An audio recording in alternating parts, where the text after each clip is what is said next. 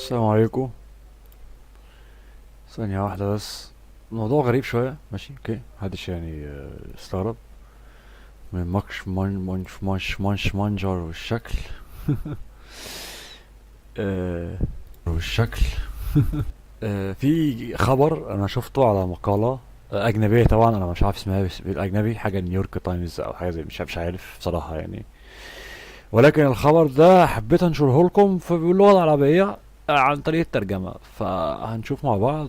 يعني انا مش عارف هو احسن نخلي الكمبيوتر واحنا في مجال اسمه ايه، بتسموه ايه، الذكاء الاصطناعي. هو لقوا فستان محفوظ بشكل مثالي تقريبا، يعني في سفينة بقاله اكتر من 6000 سنة او رقم يعني 1600 سنة، 1650 سنة عام تقريبا يعني. ولكن هنشوف مع بعض. تعالوا يعني هقفل المايك ولا نشغل ده وده، هنشوف. تعالوا انا نشوف الصوت الاول كده.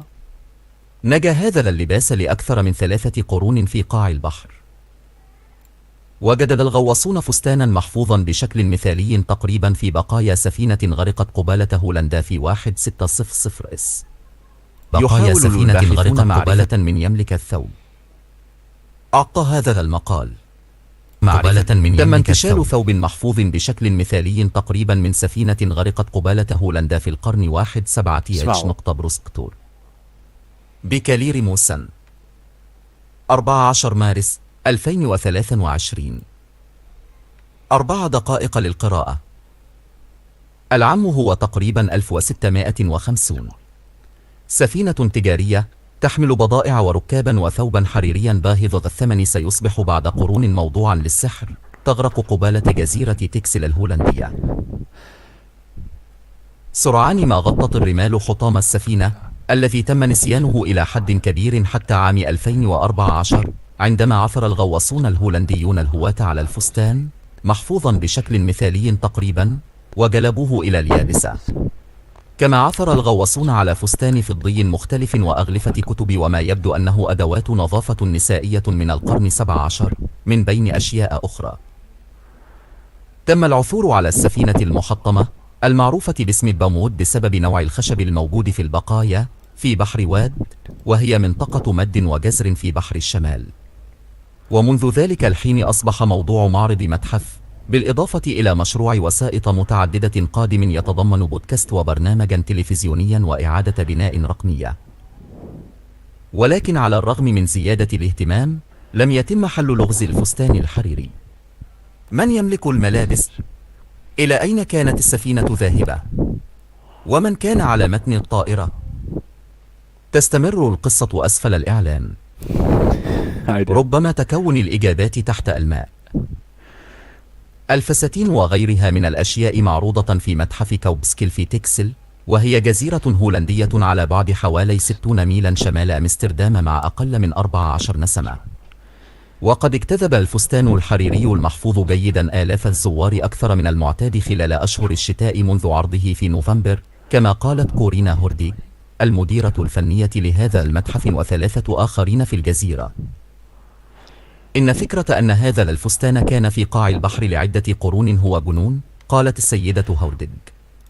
آخر شخص لمسها قبل ذلك ربما كان الشخص الذي ارتداها. غواص استكشف حطام بالموود بروسكتور. عوامة في بحر ودن تشير إلى موقع حطام خشب النخيل بروسكتور. كانت الفساتين التي ربما صنعت في حوالي عام 1620 تبلغ من العمر حوالي 30 عاما بحلول الوقت الذي نزلت فيه مع السفينة. وقال الباحثون إن الفستان الحريري كان له خصر أوسع وربما كان لامرأة أكبر سنا. وأضافوا أن الفستان الفضي ربما كان فستان زفاف، مما قد يعني أن الفستانين لهما مالكان مختلفان. كانت هذه الفساتين باهظة الثمن بشكل لا يصدق، قال أرنولد فانينبروغ مخرج الفيلم الوثائقي التلفزيوني القادم حول هذا الموضوع. لم تكن هذه الفساتين لترى خارج دوائر البلاط الملكي. تستمر القصة أسفل الإعلان. تساعد الملابس والأشياء أيضا في تقريب فهمنا للنساء من وقت تركز فيه كتب التاريخ في الغالب على أبطال البحرية الذكور، كما قال تيبيتسكمستش صانع البودكاست في دريسان في شبرا، وهو قطعة مصاحبة لبرنامج آل السيد فينين بروغن آل تلفزيوني. وقالت إن الفستان الحريري يجعل المرأة التي تعود إلى القرن 17 أقرب إلى الرؤية. وقال السيد فان بروغن والسيدة نوسشن إنهما توصلا إلى 3 نظريات معقولة بناء على محادثاتهما مع المؤرخين والعلماء وغيرهم. يشير الثلاث إلى أن مالك الفستان عضو في الطبقات العليا، لكن التفاصيل الأخرى لم يتم إثباتها. أحد الاحتمالات هو أن الملابس تنتمي إلى شركة مسرحية كانت تهرب من إنجلترا. والثاني استنادا إلى بحث أجراه مؤرخ في جامعة أكسفورد هو أن الملابس وكذلك العناصر الأخرى تخص زوجة السفير المتوفاة وتم إعادتها إلى إنجلترا من القسطنطينية. الاحتمال الثالث هو أن الأشياء تنتمي إلى عائلة ثرية من أوروبا الشرقية كانت تهرب من حرب 30 عاما. ويعتقد الباحثون أن السفينة ربما كانت سفينة تجارية تحمل أيضا أشخاصا وأمتعتهم، كما قالت السيدة نوسش. كان هناك الكثير من حركة المرور البحرية بين إنجلترا وهولندا في ذلك الوقت، بما في ذلك الأشخاص الفارين من الثورة البريطانية في إنجلترا، كما قال السيد فان برو. اختيارات المحررين. الأطفال يحبون هذه الوصفات. كيفية الهروب من الرعاية الذاتية الزائفة. هل الحساسية تجعلني متعبا؟ في مختبر في هيرلين بهولندا، سيوكجي تيلمان إلى اليسار وينات فان أوسترهوت يتفحصان بقايا النسيج من حطام خشب النخيل نقطة بروسكتور.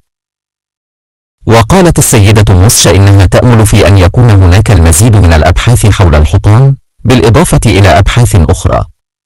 وقالت سيضع فكرة القرن 17 البحرية بأكملها في منظور جديد. الأمر متروك للحكومة الهولندية. وقال فيكس كوينين عالم الآثار البحرية في وكالة التراث الثقافي الهولندية إن رحلات الغوص تستغرق وقتا طويلا ومكلفة، وترسل الوكالة الغواصين إلى قاع البحر لمدة 2 شهر فقط من السنة بسبب سوء الأحوال الجوية ونقص للتمويل. سيستغرق استخراج حطام البمود بالكامل من قاع البحر سنوات. وقال كوينين إن هناك تعقيدا آخر يتمثل في التأكد من أن المتاحف والباحثين لديهم القدرة على تخزين ودراسة العناصر التي يجدها الغواصون في الحطام بأمان. تستمر القصة أسفل الإعلان. قامت الوكالة بتغطية حطام البمود بنوع من الشبكات لحمايته من التآكل والأضرار الأخرى والتي يمكن أن تحافظ عليه لعقود. هناك العديد من حطام السفن من القرن 17 في هولندا، وكثير